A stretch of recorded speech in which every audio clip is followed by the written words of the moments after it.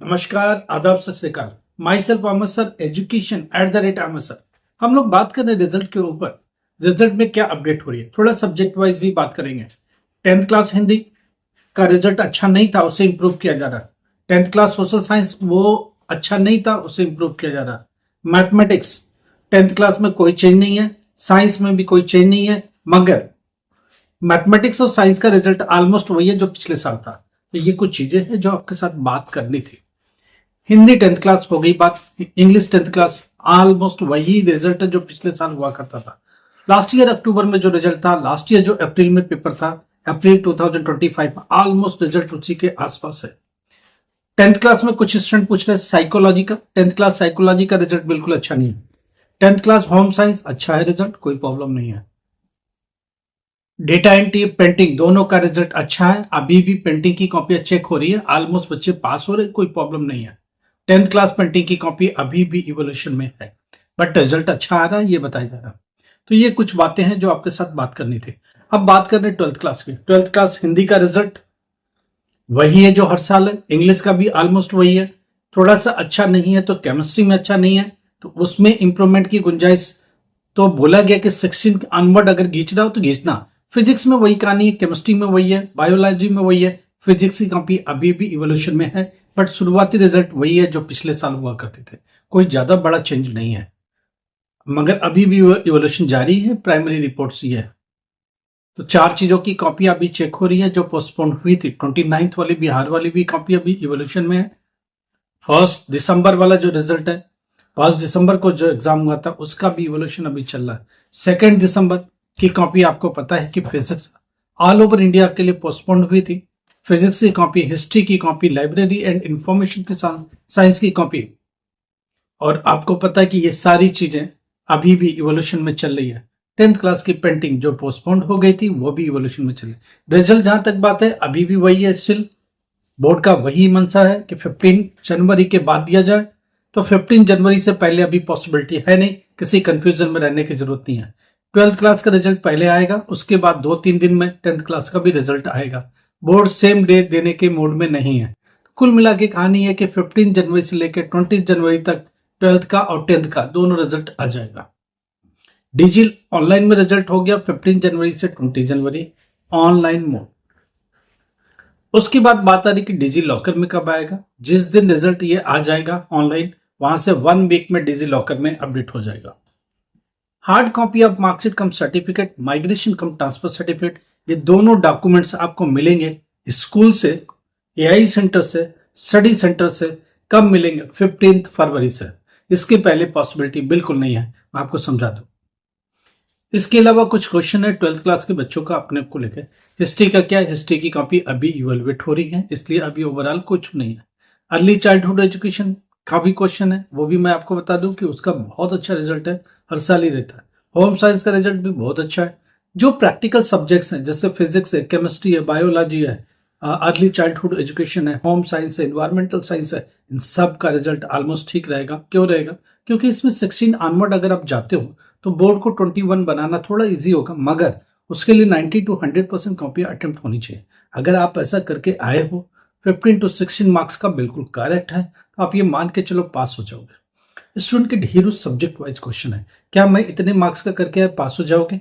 Home science का question है। Home science एक स्टूडेंट का कहना है कि मैं 20 तक तो करेक्ट हूँ, 90% तक अटेम्प्ट करके आओ तो आप 100% पास हो रहे हो। होम साइंस में पास होने के लिए कितना चाहिए? 21 थ्योरी में, 7 मार्क्स प्रैक्टिकल में, मिनिमम 5 मार्क्स टीएमए में।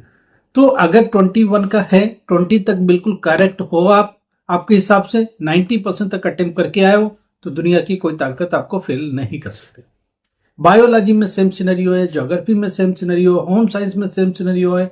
जिसमें प्रैक्टिकली इन्वॉल्व है उसमें ये हालात रहेगी 15 to 16 करेक्ट है, अब बाकी 90% तक अटेम्प्ट है, आपके पास होने की पॉसिबिलिटी बढ़ जाती है।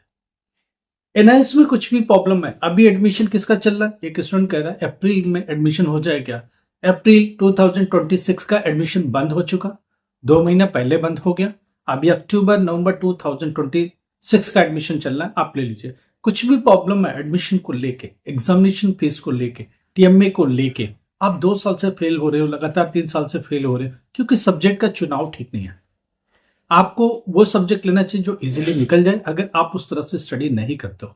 अगर आप इंटेंसिव स्टडी करने वाले हो, आप किसी अच्छे गोल की तरफ जाने वाले हो, कुछ एक पर्टिकुलर सब्जेक्ट पर फोकस करने वाले हो, किसी एक स्ट्रीम की तरफ बढ़ रहे हो, आपको कल को नीट में जाना, आपको जेईई में जाना, तो आपको थारोली स्टडी पर जाना पड़ेगा और ठीक से। एक स्टूडेंट का क्वेश्चन है, क्या एनआईएस का पेपर इजी आता है?